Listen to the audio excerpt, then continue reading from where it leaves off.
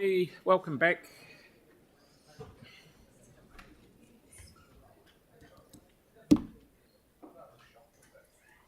Okay, thank you very much. We will now, because we're moving on at such a meteoric pace, we will now move on to item 6, Sports Field Network Plan. And we have a good group of people up there going to tell us exactly what we need to hear. And Councillor McDonald's happy to move it, and Councillor Kewen, anyone over that side, is happy to second it. Thank you. Far away. Morning, guys. We're just going to touch on a few key points around the Sports Network Plan. Nigel's going to touch briefly about the RSO engagement, and Richard around the implementation, as he's the author of the plan. So the Sports Network Plan is a planning framework document that provides direction for developing the improvement of the sports networks.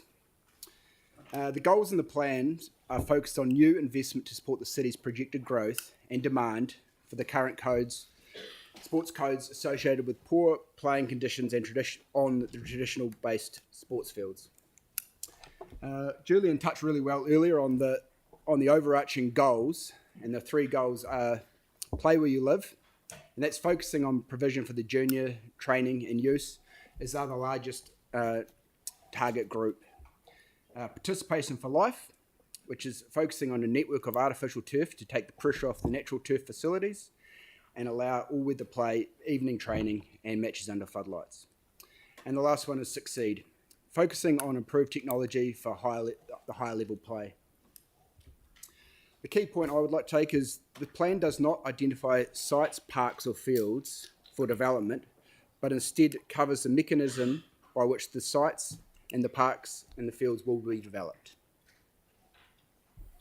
Cool.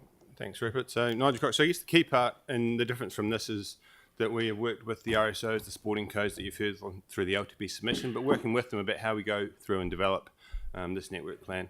But the key part is the detail, which is the implementation plan. The next phase is about working with those codes. And in terms of, as Julian from Talk Canterbury mentioned, in terms of if we can look after the parks over the winter period, they're going to be in far better condition over that summer period. So in the Sports Field Network Plan, Appendix 2 is kind of an overview of how we'll go through and do that. And 3.2, one of the actions under Goal 3 is about developing that framework to work with the sporting codes and making sure that they feed into the prioritisation of the projects we'll work with. And the other key point to note is if there's any significant projects on particular parks, then of course we have to go through the usual processes to consult around light spill if there's lights going in or anything else. So while we'll have an implementation plan and a long-term thing, we'll have to work with the local communities wherever those projects are going to be delivered. But the key thing is that we've worked with the sporting codes, and rather than doing it with them, we're working with them to develop that implementation plan. Okay, thank you. I really just want to reinforce the point about working with the regional sports organisations. I think to get a lot of competing sports in one room, trying to make decisions when they've all got their own high priorities is really the main focus of this plan.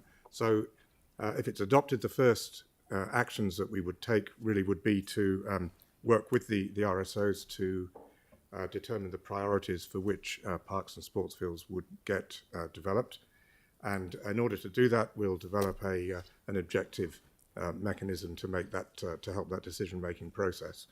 The other point really is the next action that we would take would be to work with the regional sports placement of the proposed artificial turf hubs that are proposed to be located around the 6 regional areas around the city. So it's a high-level framework that the plan itself, as Nigel mentioned, does not say that we're going to develop Park A in a specific part of the city or Park B in another part of the city. It's the framework and the mechanism by which we will make that decision for prioritisation when there are so many competing demands to be made. So that's really, in a nutshell, what the plan is all about, focusing on those 3 goals that Rupert mentioned at the beginning. Thank you. Okay, so we've got Councillor Coker first, please. No, thank you for this. Now, with the actions that identified the different objectives, which gives the framework that you've talked about.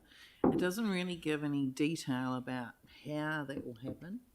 And I'm sure there will be some detail somewhere. I don't know if you've written that or not yet, but I guess what I'm interested in is the how these will be done. Like, how will you identify and investigate things? How will you identify locations? Like, how, that you've talked about having all the sporting codes and organisations in a room.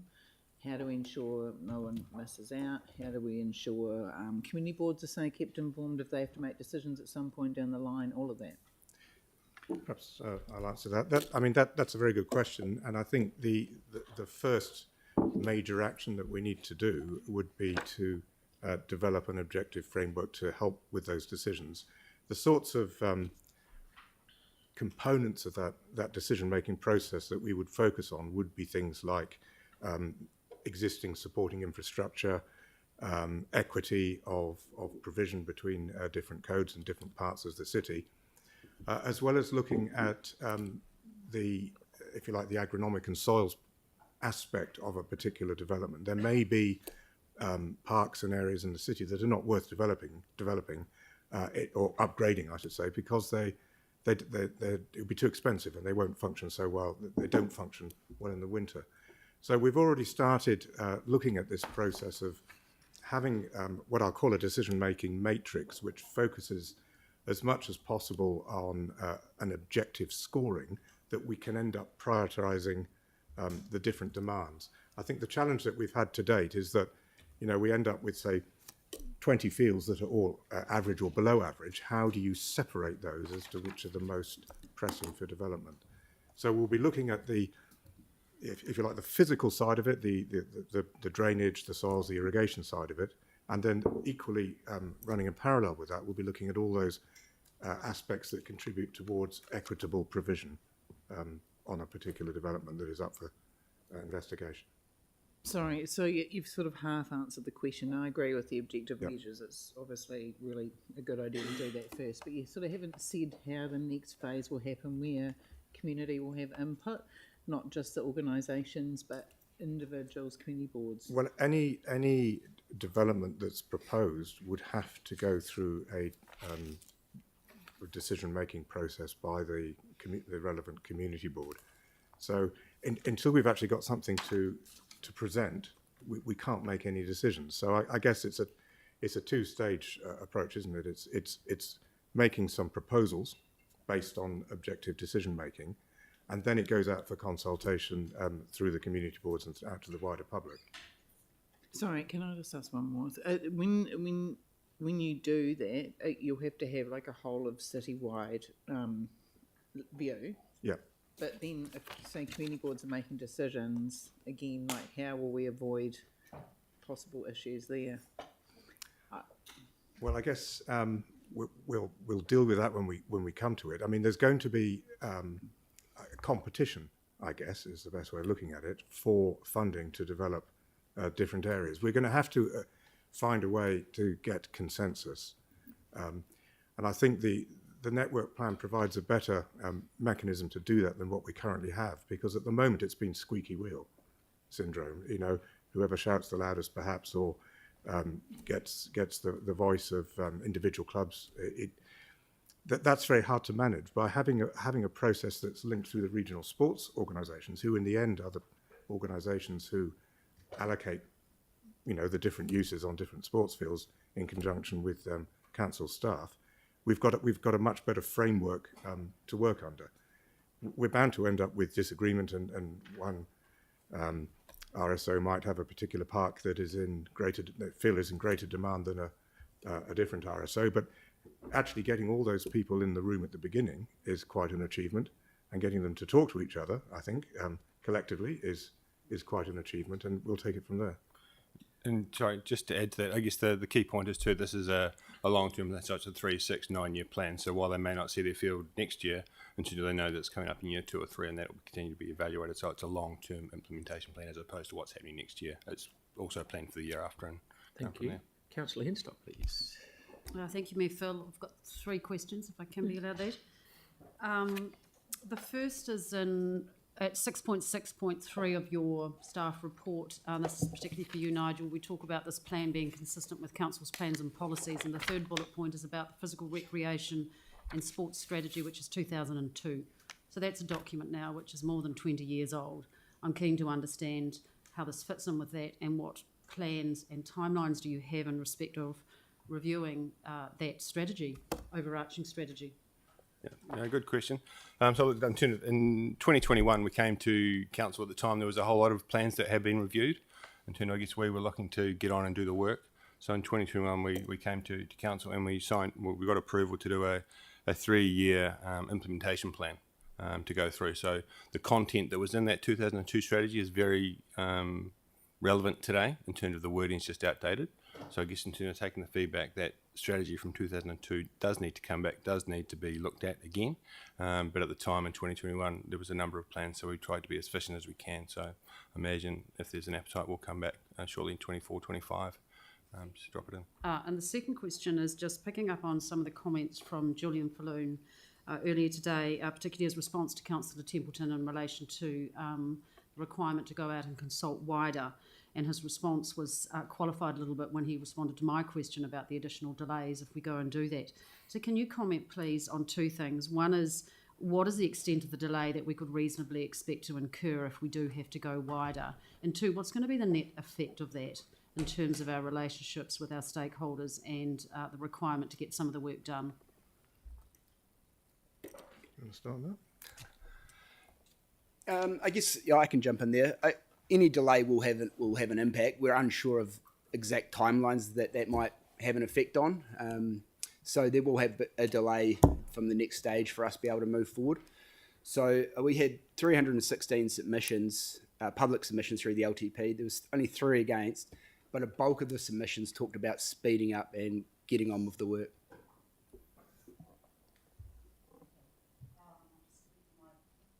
Final question then is, I can't find it immediately. Hang on a minute.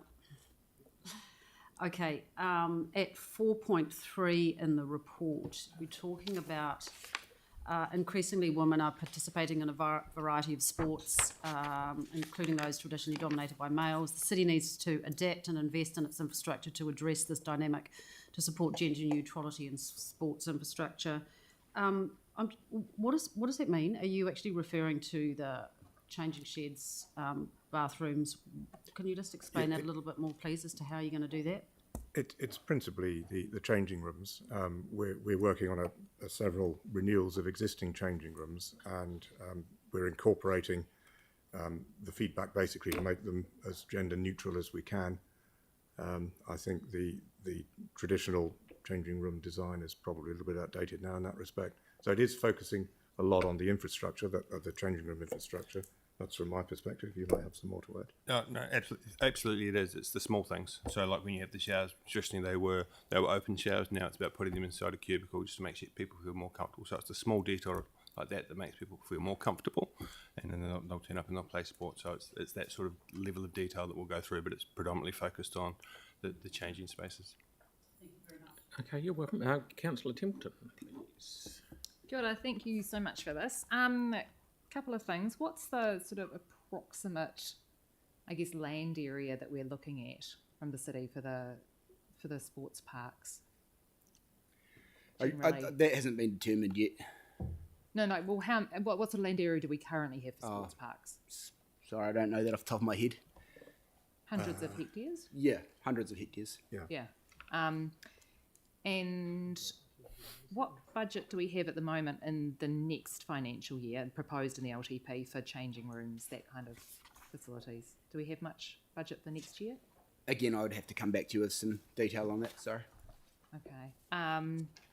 And the sports groups who haven't been consulted, how do they get a say on this? So if they had things that they would like, that are considerations that aren't necessarily in here now, how would that get taken into account?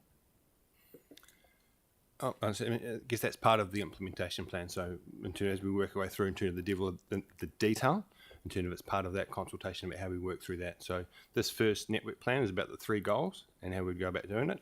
In terms of the implementation plan is how we would engage with other sporting codes to work through what their needs and put them But into the those mix through that. codes might have input into what those goals should be, for example.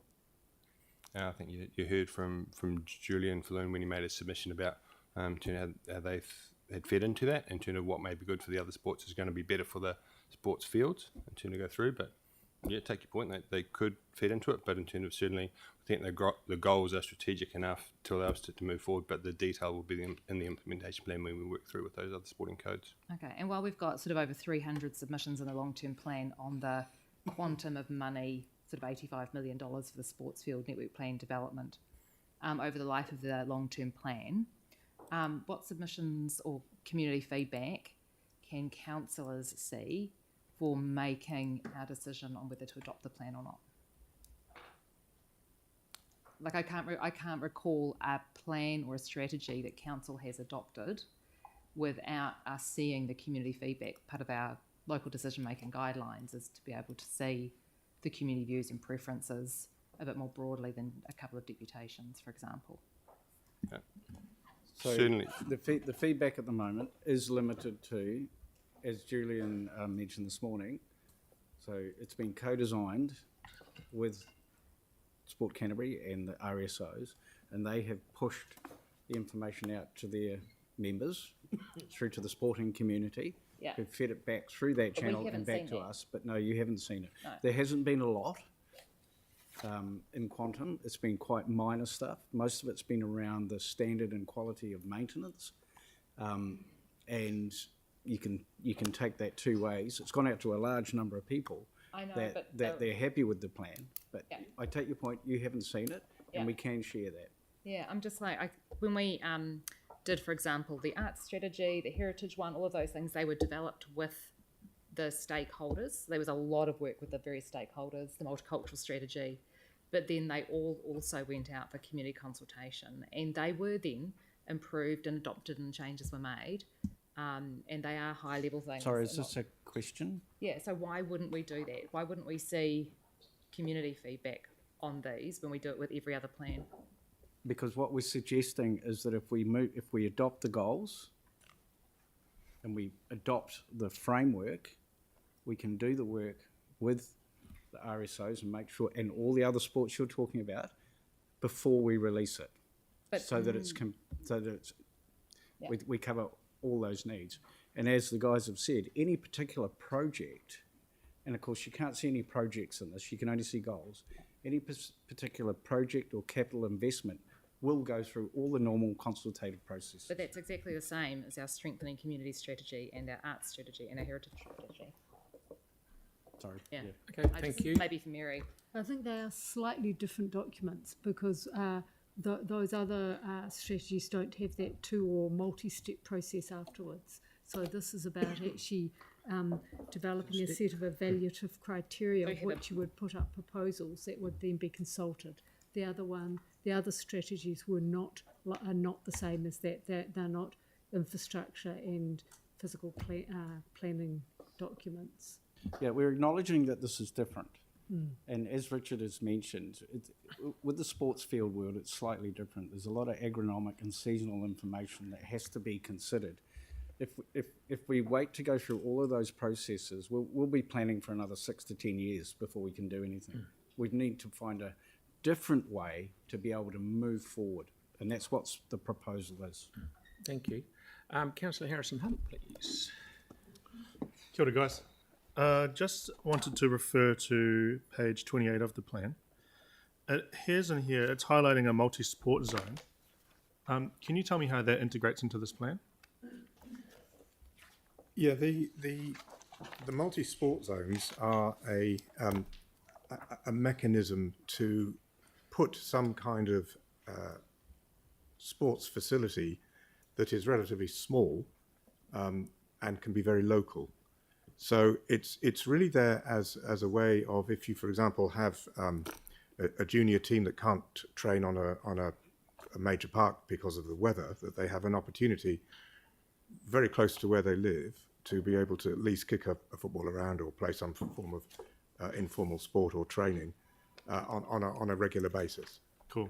So that integrates into this plan. It does. It quite does. swimmingly. Yeah. So then my next question would be, and I don't mean to jump at you on this one, is what about the other organisations other than the 6 that you've put into the plan? Where's their voice in the plan at the moment, particularly around the multi-sport stuff? I'm thinking about field hockey, netball, futsal was another one that would be done in this, and basketball. Yeah. The plan focuses specifically on sports fields. It doesn't cover field hockey. It doesn't cover tennis clubs. So it is, and I guess the multi-sport zone aspect of it is a, if you like, a way of dealing or taking pressure off the natural turf fields in a very localized way. And I think the idea is, with the whole planning that goes into all of this, is that we provide as much flexibility as we can. So the multi-sport zones are what they say. They can do basketball, futsal. You could have netball on them as well. So there's a multiple range of uses for them. So it's all about flexibility. Yeah, great. I've got a history in sports, particularly high performance, but I'm well acquainted with this, and it's great. Yeah. I just wanted to make sure that it's all sorted. Thank you so much. Right, Councillor Donovan. Yeah, that'll be you. Apologies if you've answered this already. With clubs like Eastern Sports and Rec that kind of operate across sporting codes, what kind of engagement have you had with them, for instance? I think, how do they fit into the process, as you said? I guess in terms of, when I was Eastern Rec and Sports, the hub, in terms of operating a number of spaces there. I guess in terms of through cricket, which is one of the member clubs, we've engaged with Canterbury Cricket. Through rugby, New Brighton Rugby Club, which is one of the member clubs, we engage with Canterbury Rugby. So I guess we've focused on working through the regional sporting organisations in Sport Canterbury, as opposed to the entities that are managing and operating their specific spaces on behalf of them. So we've worked through the hierarchy that sports have, and that's why we've worked with the RSOs specifically. And just a quick follow-up to that, because those entities are being set up actually to provide sort of information about the kind of integration of those sporting codes, which I think is really valuable to have that perspective. How do you envision getting their perspective as part of this process?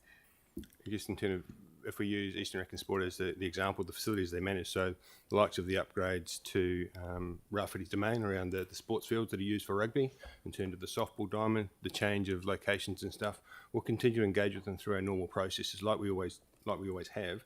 And in terms of, they will be part of the implementation plan and the discussions about how they can get their feedback about what's best for the sports. But I guess we're looking to lead that through the RSOs, through that, as opposed to entities that represent particular clubs. Okay, thank you. Councillor Barber, did you have your hand up? Sorry? Go for your life. Thank you. Yeah, fantastic plan. I'm most excited about the artificial turf and the provision for flood lighting. Will we be putting in, with every artificial turf, flood lighting to take advantage of sort of the hours of use? Yes, absolutely. Yeah, we would be including floodlighting with any artificial surface to get the maximum use for the return on investment. Yeah, and I noticed that in the report that a lot of the lights are currently funded by the clubs that are actually, administering the turf. Is there any provision in the plan to assist them with upgrading their floodlights? Because they own them, don't they? And look after them. Yeah, it's a real mix of ownership for council and clubs across the city, and it's something that probably needs to be tidied up. But the general ones that we would have would be funded through the normal renewal process. But this could be considered out of it as well. And just, obviously this is a 10-year plan. Just a final question. Where do the artificial turfs and the floodlights fit into the priorities? Is it late in the piece, or are you going to do it in a piecemeal, or are you going to try and do them as soon as possible? What's the plan? I think as soon as possible is the goal. There's obviously a lot of work that goes around the artificial hubs in terms of finding the ideal location and making sure that fits in with the plan really well, but it is one of our priorities to push as fast as we can. Fantastic, thanks. I'll just add to that, just for clarity, councillor, over here. Sorry. The notion is we're not going to push one goal over another goal. All 3 goals will proceed, but they will go, as Rupert's just pointed out, getting artificial hubs built is a complex process and will take time. Whereas some of the other initiatives around the local, making sure there's equity at local levels of access can progress and potentially at quicker timeframes, and the same with the third goal. So the notion is it's not one after the other, it's everything can move forward and we can keep working with the RSOs, develop the ideas, take them out to the communities, talk about them and then progress them. Yeah, I guess it would just seem that artificial turfs with floodlights done quickly would make the biggest impact on userability. Yeah. Yes, potentially, but they're quite complex, so we need to do all of it. Sure. Yeah. Councillor Moore. Thank you. On the floodlights, I know install them end up costing hundreds of thousands of dollars. What I got shown a few weeks ago was these portable floodlights. You pop up, you pull the thing up, and it floodlights a field. Is any work been going into or will go into maybe supporting clubs and accessing those? If there's bulk purchasing power and clubs could end up buying them cheaper one way. That they seem I'm fascinated by them. Yeah, I think there needs to be a little bit more due diligence done on that. There's a little safety element around it with wind loadings and engineering and power supply. So it's not always as straightforward as the brochure says, but yeah, it's something that could be looked into as quick wins.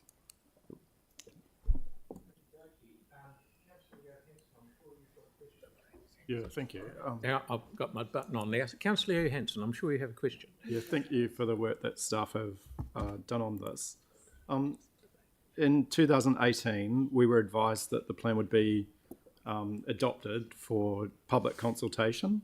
What's changed between that assessment that it should go out for public consultation and the assessment today that we shouldn't? Sorry, Councillor, was that a resolution that was passed by Council? No, the advice from council staff in 2018, when the committee of council requested an update, the Social Community Development and Housing Committee, concerned at the lack of progress on the plan, asked for an update on it. We were told that council staff have been working with a recent group of representatives on various sports codes and organisations to identify issues and options, agree on principles, and develop a framework for a network of sports parks that will meet the changing community and sport expectations within the resources available. We're pulling together the information into a draft network plan, and we'll be seeking the referent group's endorsement of the draft plan in mid-2018. Once complete, the draft network plan will be reported to community boards and the council for approval to release for public consultation mid to late 2018. So that was the previous So your advice. question is what has changed? Yeah, so the previous advice and the What's changed? assessment was that we would go out for public consultation. The question was what has changed. So what has changed is the plan in front of you has been co-designed with the regional sports organisations. That is the significant change. It was done at their request when we first met them to discuss how do we move this forward. So that is the change that has happened. Sorry, that's exactly what we were doing in 2018. It's exactly what was that's said. No, that wasn't the in the memo. methodology in 2018. Okay. Any more questions, Jan? Yeah, sorry. So the reason for not consulting now, when we were previously told we would publicly consult, is that you believe you've done different work. That's correct. The regional sports organisations have sent the plan out to all their members, and they have facilitated the feedback which has been incorporated into the plan, as has been discussed throughout this meeting. Right. Can I just check, in terms of the next step, we're told that individual projects will have consultation. So I just wanted to check what the consultation was on the project that was already begun in terms of Ngā Pūnawai and the AMP show. What was the consultation with the sports codes around the need for that site, and what was the public engagement around that purchase of land for the sports plan? It's got nothing to do with this. Sorry, AMP's got nothing to do. AMP land has got nothing to do with this. Okay? Nothing. No question. Nothing to do with it. It was said in the media that part of the justification for the purchase of that site was to support the Draft Sports Network Plan. That's correct. It's got nothing to do with this report. This is the plan here, right? That we Yes. haven't adopted, and we're told that there'll be a consultation and engagement on each of the projects as we go through. Okay, what is the question? So how is the engagement and consultation going to happen on each of the projects? And what was the consultation engagement that happened to support that project? I'm just struggling to get my head around this. Oh, Tim, have you got an answer for this question? If you look at the report, our staff have worked with Sport Canterbury, and if you look at the teams and the clubs, etc., that they have involved, it's over 26,500 direct players have been involved in this in some way, shape or form. Now, if you want consultation, each player will have 2 parents or boyfriend, girlfriend, or whatever, so you can throw another 50,000 on top of that. There has been consultation in the process. We've been told to move forward on this by Sport Canterbury. That's what I'm trying to understand. We're starting to get into debate, so we'll be in debate very soon. We've got a question from Councillor Templeton. A question. Thanks so much. Given that there has been some development and consultation with the various sporting codes that have been selected to be part of this, would it be normal for councillors to read that feedback so that they can be informed of the views and preferences ahead of making the decision? While the report says that council is aware, as a councillor, I'm not aware.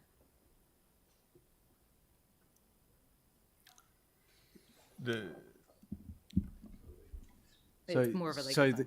the question, more than a- yeah, probably I'm more not of a sure. legal- I'm not sure we're the right team to answer that generic question. It's probably more about should all the submissions be included in the report? Is that your question?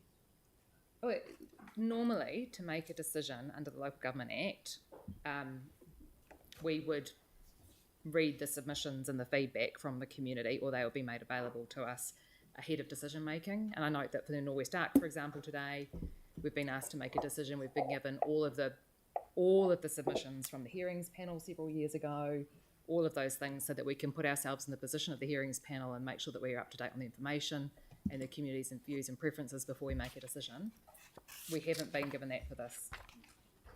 Okay. So that, just to be clear, that's not a requirement under the Local Government Act. So the Local Government Act does require that you consider the community views. Yeah, but I don't know the community views. And it does give you ability to assess whether you, how you do that and whether you have sufficient information and knowledge of community views to be able to make that decision. It doesn't require you to read every single submission and have a hearings panel. But for no, I didn't think that we should have a hearings panel and stuff. But for a decision that covers hundreds of hectares of the city land and public land, with an implementation that is likely to cost $85 million over the next 10 years, that's what's in the draft budget, it seems to me that we should have access and read the submissions that we do have on the plan before we make a decision. But I think that's a matter for your debate as opposed to exactly. Officers have given you the information and have given you their advice. And I think now this is a matter. Yep. Don't have advice. We've got enough. We've had enough questions. I'm going to put it into debate, okay? Because we've got a mover and we've got a seconder, so it's going into debate. So it's in debate. Thank you, gentlemen. You can go. Right. Who wants to be the first in debate? Councillor Coker.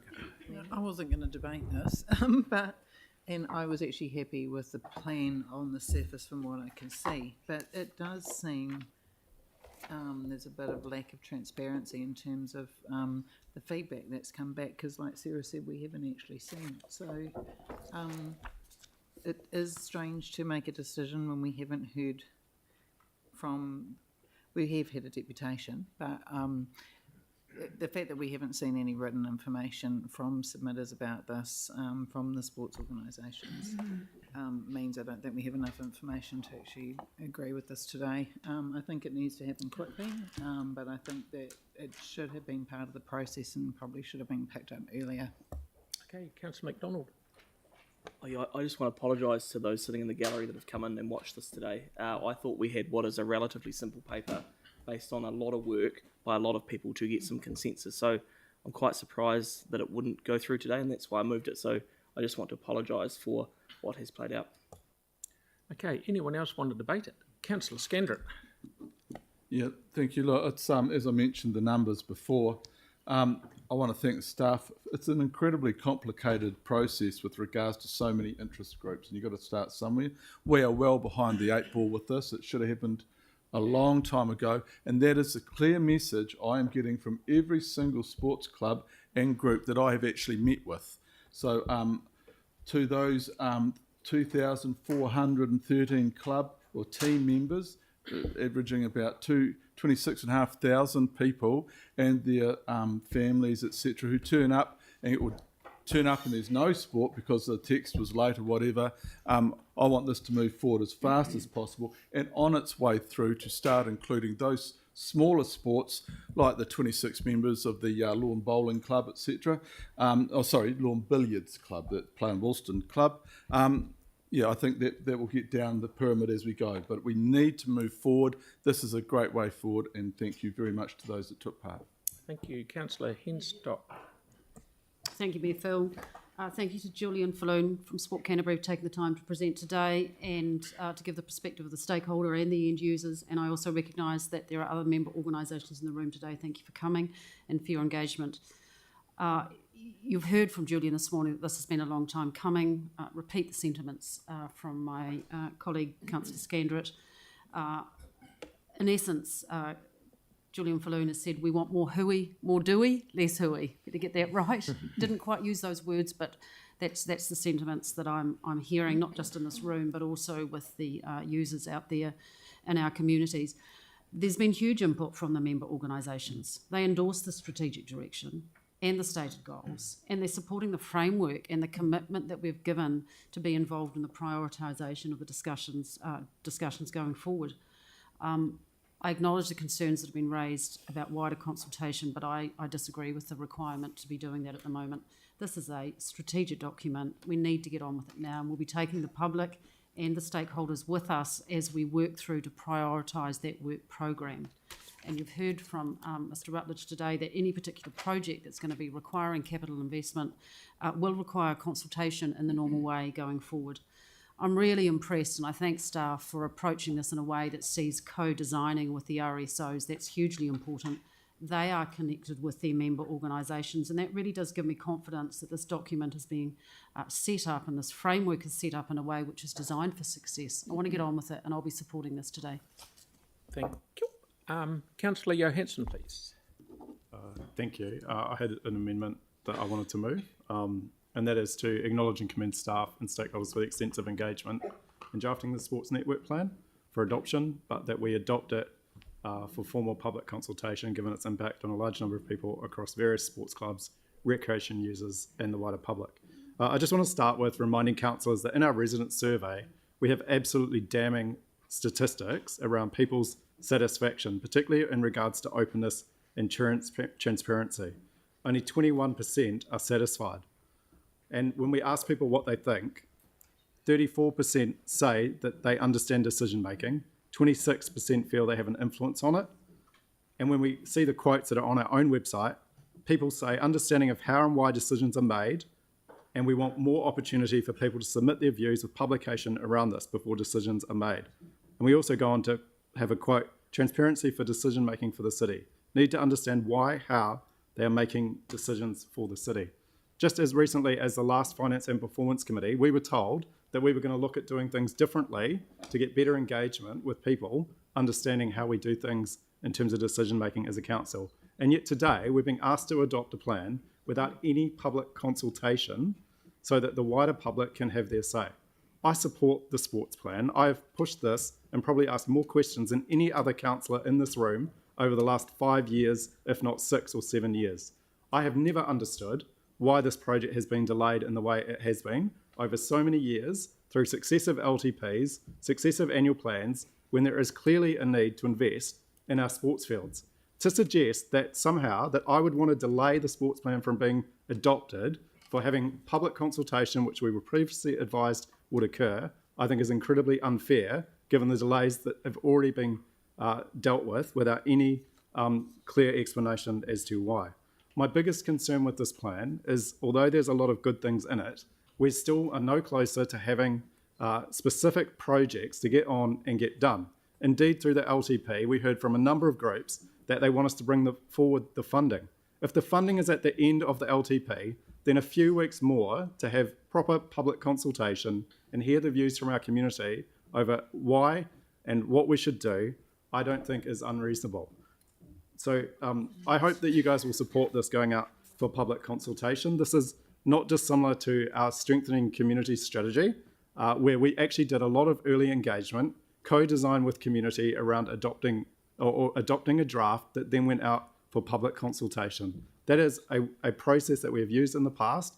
The assessment has been of significance in terms of being medium, and it has been going out for public consultation. So it will not delay it to put it out for consultation. I think it will give us more certainty and clarity of what the public think, and it will enable us to get on and do it quicker. Councillor Templeton, please. I'd like to taku the comments from Councillor Johansson just then. It seems to me that while, like Councillor Johansson, I support the network plan and having this in place and recognise how valuable sport is for our communities, I don't know what our community thinks about it. And I do know that time and time again we adopt plans and strategies with a specific stakeholder group because they impact them the most directly, but then we go out for broader community consultation, and every time the plan or the strategy is enhanced by members of the public who didn't have the opportunity to engage in the first time. They may be sports players, they may be members of the public who use fields for other purposes, but plans can be enhanced from fresh eyes outside a specific stakeholder area. Today, as councillors, we haven't seen the submissions even. I would like to see the submissions from the sports groups before I make that decision, but I do think that we should go out for broader consultation. This is a plan that is going to guide how we make decisions in the future on hundreds of hectares of public land in our city worth tens of millions of dollars. And I think that the wider community needs to have a chance to say how we're going to frame those decisions. Thank you. So I assume you're seconding it. Okay, got that. Councillor Harrison Hunt. Tēnā rā tātou katoa. Personally, I support the plan as it is. I'm not quite sure where I sit yet on Councillor Johansson's amendment, but I do understand the sentiment behind it. Being in the sports sector for quite some time, nearly 10 years, I did notice that there was a lack of trust within larger RSOs and organisations, particularly from those grassroots clubs, to be able to bring in their voice and make sure it's heard at a council level. Now, looking down on it, it's a little bit different too. And for us, it's a bit weird for us to sit in this high trust model, particularly looking and working with RSOs and ensuring that their voice is heard through that RSO, therefore taking the risk off us. But what it does is it adds risk to us in some ways by not actually garnering the community vote. So I am still on the fence around this. I do want to also reiterate that the community don't really, from my knowledge and my experience, the community don't really care about the bigger, wider stuff. They care about the smaller, visual, community-minded initiatives and amenity. For example, the way that a ball bounces off a hoop, the way that they're able to retrieve that ball, the way that they're able to use those sports fields and how manageable they are, particularly in rain. Those are the things that really matter to community, not necessarily the higher strategic level of it. That's why I am a little bit on the fence in this. So therefore, I encourage other councillors to try and turn me in this.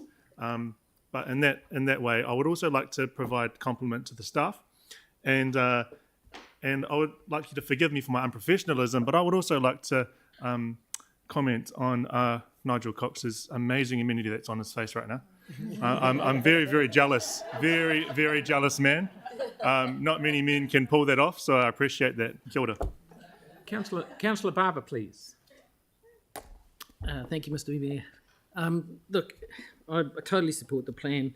I feel like it's consulted with the appropriate bodies. And actually, if you read 611 in the agenda, the legal team were asked to consider whether the level of engagement undertaken in the draft Sports Field Network Plan met the requirements of the Local Government Act. Essentially, it does. They've consulted with all the key bodies, and I think delaying this any longer is going to start interfering with our ability to deliver the plan as quickly as we want to. I think it's also a slap in the face to the organisations that we've gone out and consulted with. These are the bodies that administer their sports throughout the city. So let's get on with it. Let's do the right thing. Let's get it done quickly. This is the sort of decision that if we fail to make it, that we will look stupid in the eyes of the community. So I support it. Okay, thank you. Councillor Kewen? Yeah, I do support this in the way it's put. I will try and convert Councillor Harrison Hunt, if he's sitting on the fence, that we don't need to go out and consult, because we hear year after year about the condition of our sports fields and our facilities, and to get on and get a plan to go forward for what the future of sport looks like and for really good facilities that people want. I think we're pretty lucky as an organisation to have Andrew Rutledge at the helm, given his pedigree and history around sports grounds. I think we've got a great future ahead of us. If we went out to consultation, waste of time and waste of money, because all that will happen is all of those key organisations that you saw will tell all of their members, tens of thousands, to send in a submission to say, get on and give us the sports field upgrades that we've been asking for years. That's all you're going to hear. And then there might be a couple of other people that will ask for a really nice lawn billiards facility somewhere, and there might be some quoits and that chucked in. But beyond that, it will be all the main sports by tens of thousands will tell us to get on and deliver what we are intending to get on and deliver. So let's not procrastinate. We don't need to consult, because sometimes when we consult, people will come back overwhelmingly against something and we still won't listen. Oh. Okay, Councillor Mua and then Councillor Cotter. Yeah, last year the Halsall Wigram Battlers had quite a good season, but at Nightstream Park their sport field wasn't actually usable all season. And then it came to the semi-final, and they finally were able to play on that pitch in the semi-final. Happened to be a day where it was because the pitch was flooded throughout the year. It happened to be the day of the semi-final, pissing down with rain, about 5 degrees windy. When I say pissing down, I mean really pissing down. There were flooding alerts and everything else. I show up to go watch the semi-final, and sure enough, the sprinklers are on. And not only the sprinklers on, they're spraying all over the pitch, they're spraying all over the spectators, and they're moving every few minutes. So you stand to avoid it, and then the sprinkler starts flying towards you. It was chaos, and here's me with my name on my back as the local councillor. A target, you mean? So Councillor Harrison Hunt's made, I think, the Weet-Bix point of the day, and that is people are very hyper-local in what they want to see, because it's the fields that they see week in, week out. And it's all well and good to have plans, but what they're wanting to know is at which year of this plan will we be able to play on this pitch? And I can't necessarily answer those questions from a plan, but to get on with doing something is a pretty good start. I'm still probably torn on Councillor Johansson's amendment. I don't think going ahead with the plan stops us from continuing to consult. I know that councillors, or all councillors around this table, should have a very clear idea on what the key issues on sport fields and their wards are. If they don't, they should definitely go find out. And there'll be more engagement along the way. I don't see how consulting would necessarily delay all aspects of the plan either, so may well abstain. But yeah, clubs want to know when their pitches will be playable on, and I want to be able to tell them an answer as soon as I can. Done. Councillor Cotter. No, thank you. This is a toughie with that amendment brought in, but I'm a little bit on the fence too, but I think I'm erring more on the substantive, like get on with it being an enabling council. We have heard repeatedly people coming in here saying, please get on with it. Consultation and community, well, surely the sports organisations and their members are the community for this. Yeah. And out of that, we'll drop down into the more local community. And that's what I feel comfort that once we get into the particulars and the specific projects, there'll be real intense local consultation around people's local park that's going to affect them and what they're going to use it for. I really like the 3 goals. Participate where you live addresses localism, which, you know, feeds into the climate change targets. Play for life, getting kids into sport and keeping them there. And succeed, like working on improving abilities and coaching and all that stuff. So it's a really good plan. I can't see what actually any further consultation is going to add to this except to hold it up. And part of the drive here is also what we really need is artificial turfs in Christchurch, because so many of our games are cancelled due to the weather, as we all know. And this is part of the goal in here, to start putting these things in. So I think we do need to get on with it, and I'm really reluctant to hold it up, particularly since I don't think there's going to be a lot more to gain, because we know there's going to be more intense consultation following this. So I think that's probably me erring on the side of the substantive today. Thank you. Councillor Peters, please. Thank you. I tend to err on the substantive as well. It's really comforting to see the regional sports organisations and Sports Canterbury here today. Thank you for coming along to support, and hope we can get this through and start some action. I am also very mindful of community consultation. It's quite a big piece of my background and the reason I'm here today. And I'm pleased to hear that going forward, as this plan is implemented, there will be ongoing consultation as we get more local and more prescriptive in where these sports facilities and fields will be enacted in communities. So I'm comforted by that as well. And I do tend to think that we don't need to hold this up any longer. It's a good plan that's been worked on for many years now. It's time to land it, time to move it into the implementation phase.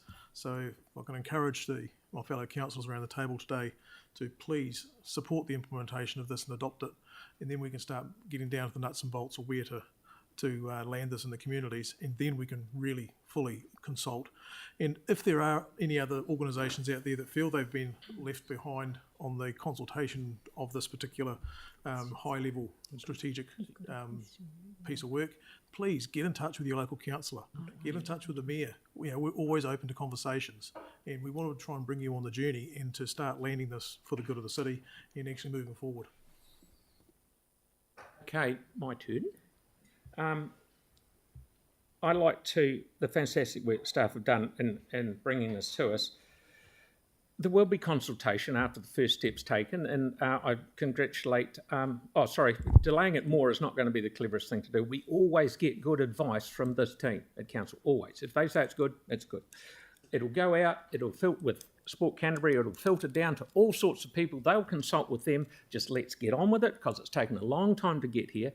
One of the other things that is actually music to my ears, that we're now bringing a lot of our mowing contracts in-house. We will be on, our staff will be on the parks and go, oh, we've got a puddle here, oh, we've got something broken here, and instantly it will go back to the team and it'll be fixed. It won't take a myriad of emails and jobs, numbers and all that sort of thing. So it's going to be good. I'm absolutely positive of that. So I'm definitely going to support it. Thank you.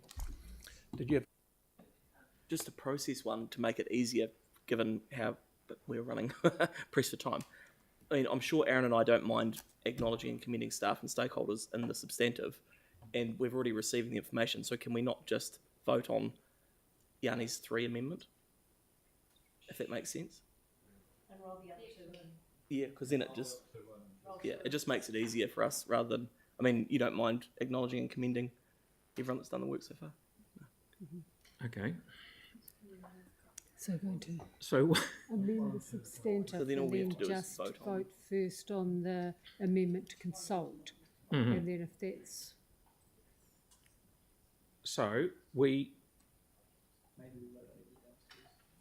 everything else first, yeah. Okay, so we vote on everything. Just voting on the amendment. Oh no, thinking of voting on everything else first and then voting on the amendment. Okay, so we're voting on 1 to 3. 1 to 3 is what we're voting on. Okay. No, first, no. If you So if you look, Wait, come on. so if you're looking at 1 to 4, so that is similar to what Councillor Johansson and Councillor Templeton actually had in their amendment. So that's 1 to 4, and then you decide whether you're going to consult on it. Yeah, we should vote on the amendment Before you've adopted it. The amendment first. Okay. No, sorry, I'll bow to the expert. So,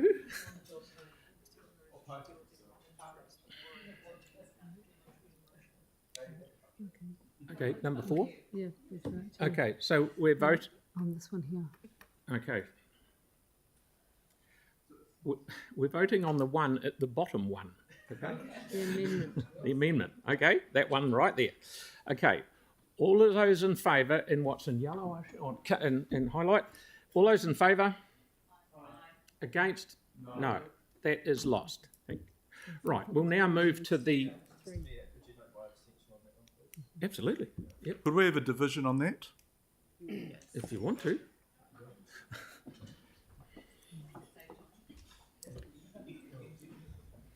Okay, this is a division on the amendment highlighted on screen and to go out for public consultation on the sports field network plan. Councillor Keown. No. Councillor McClellan. Yeah, why not? Councillor McDonald. No. Councillor Henstock. No. Councillor Moore. Sorry, abstain.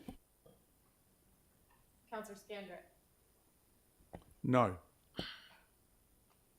Councillor Harrison Hunt. Abstain.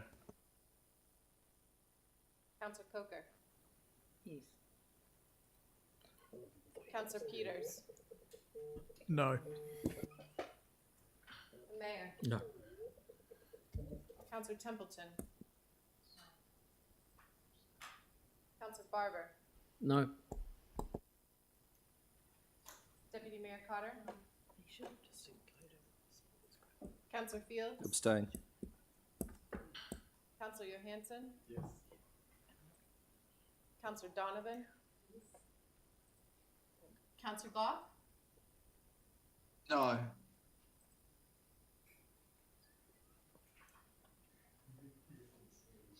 Okay, that clear? 9-5. So here we are. It's lost. So now we'll go to the substantive. I'll put that motion. All those in favour? Aye. Against? Thank you. That is carried. Brilliant. So now while we're on a roll,